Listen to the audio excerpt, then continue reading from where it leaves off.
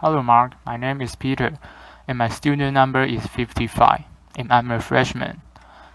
Now, I'm going to read a speech, Liukas, a delightful way to teach kids about computers.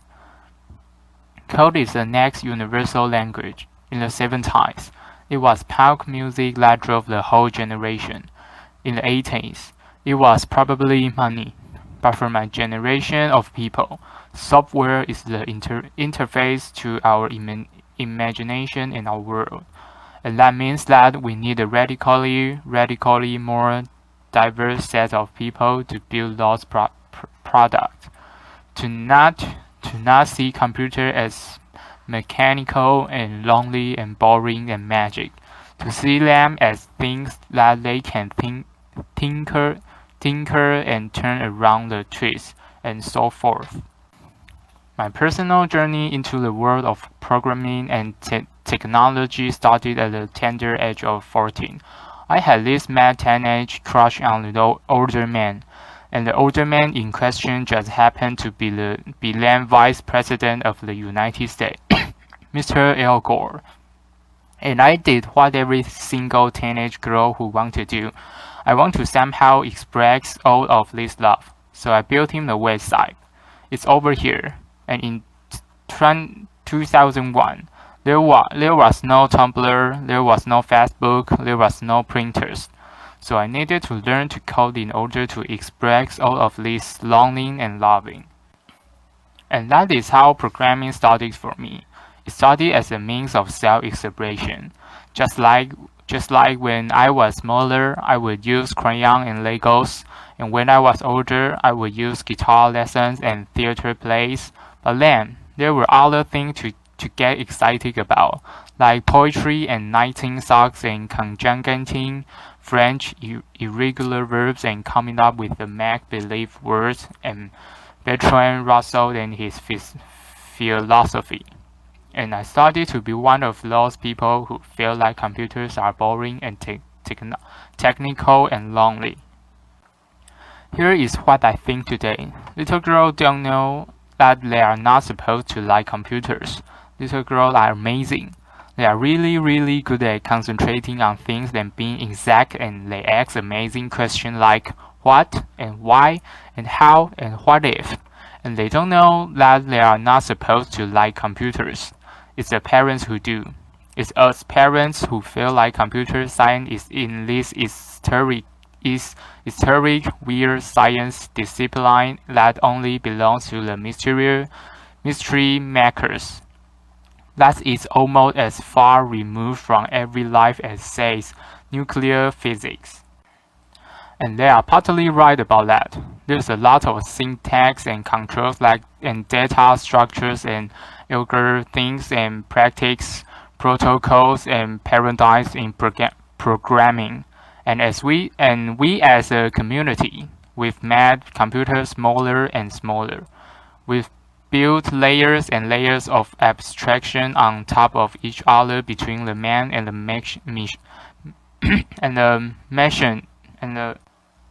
that machine to the point that we no longer have any ideas how computers work or how to talk to them.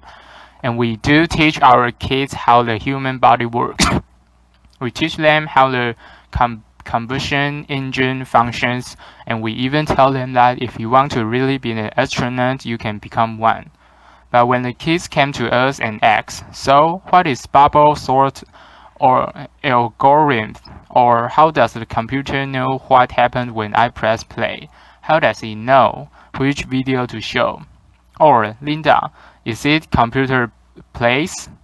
We adult, we grow oddly silent. It's magic. Some of us says it's too complicated. The others say, well, it's neither. It's not magic and it's not complicated. It's all just happened really, really, really fast. Computer scientists build this amazing, beautiful machine, but they are made them very, very foreign to us.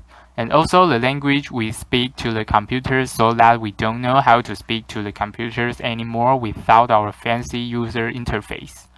And that's why no one recognized that when I was conjugating French irregular verbs, I was actually practicing my pattern recognition skills.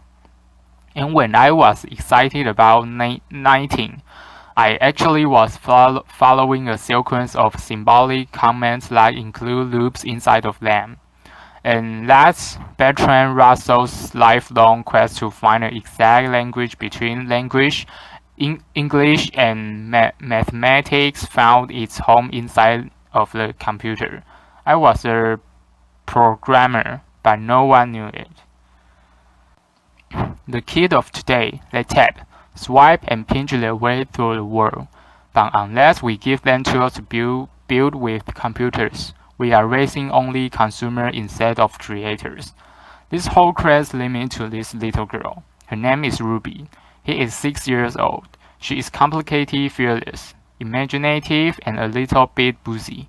And every time I would run into a problem in trying to teach myself programming, like what is object-oriented design or what is garbage collection, I would try to imagine how the 6-year-old little girl would explain the problem.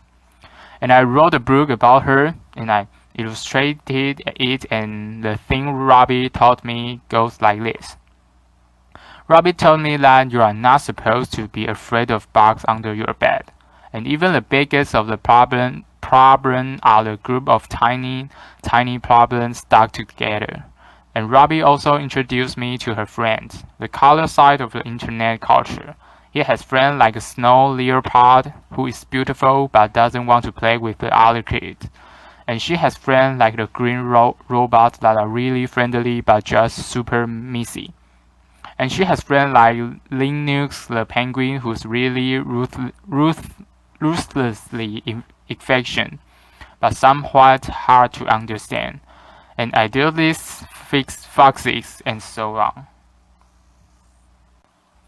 In Ruby's world, you learn technology through play. And for instance, computers are really good at repeating stuff. So the way Ruby would teach loops goes like this. This is Ruby's favorite dance move. It goes clap, clap, clap, clap, stomp, stomp, clap, clap, and jump. And you learn counter loops by repeating that 4 times. And you learn while loops by repeating the sequence while I'm standing on one leg. And you learn until loops by repeating the sequence until Mom gets really mad. Laughter. And most of all, you learn that there are no ready answers.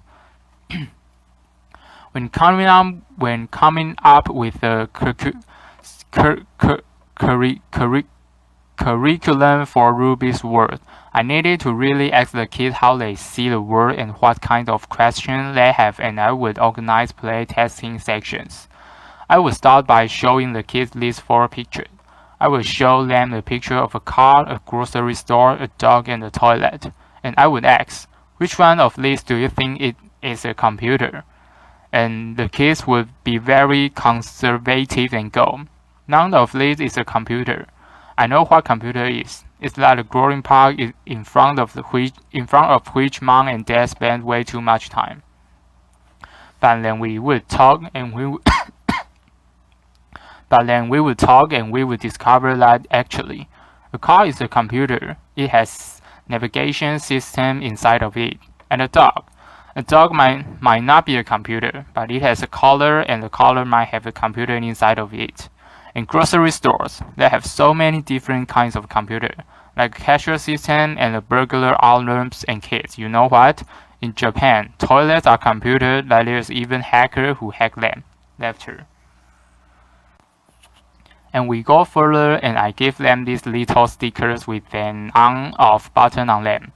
And I tell the kids, today you have this magic ability to make anything in this room into a computer. And again, the kids go, sounds really hard. I don't know the right answer for this, but I tell them, don't worry, your parents don't know the right answer either. They've just started to learn about this thing called the Internet of Things. But you kids, you are going to be the one of who are really going to live out in the world where everything is a computer. And then I had this little girl who came to me and took a bicycle lamp and she said, "This is bicycle lamp. If it were a computer, it would change colors." And I say, "That's a really good idea." What else could it do? And she and she thinks and she thinks and she goes, if this bicycle lamp were a computer, we could go on a biking trip with my father and we would sleep in a tent, and this bike lamp could also be the movie projector. And that's the moment I'm looking for. The moment when the kids realize the world is definitely not ready yet. That's a really awesome way of making the world more ready is by building technology, and each one of us can be a part of the change. Final story. We also built a computer, and we got to know the boozy CPU and a helpful RAM and a room that help it remember things. And after we've assembled our computer together, we also designed an application for it. And my favorite story is this little boy. He is 6 years old and his favorite thing in the world is to be an astronaut. And the boy, he has this huge headphone on and he's completely immersed in his tiny paper computer because you see, he's built his own intergalactic planetary navigation application. And his father, the lone astronaut in the Martian orbit, is on the other side of the room, and the boy's important mission is to bring the father safely back to the Earth. And these kids are going to have a profoundly different view of the world and the way we build it with technology. Finally, the more approachable, the more inclusive, and the more diverse we make the world of the technology, the more colorful and the better the world will look like. So, imagine with me for a moment the world where the stories we tell about how things get made don't only include the 20-something-year-old Silicon Valley boys, but also Kenya schoolgirls and Norwegian librarians. Imagine a world where a little Ada Lovelace of tomorrow, who live in the permanent reality of ones and the zeros. They grow up to be very optimistic and brave about the technology. They embrace the power and the opportunities and the limitation of the world. A world of technology that is wonderful, which seems cold and is a tiny bit weird. When I was a girl, I wanted to be a storyteller. I love make-believe world, and my favorite thing to do was to wake up in the morning in the Moomin Valley. In the afternoons, I would roam around the Tatonians, and in the evening, I would go to sleep in Narnia. And programming turned out to be the perfection for me.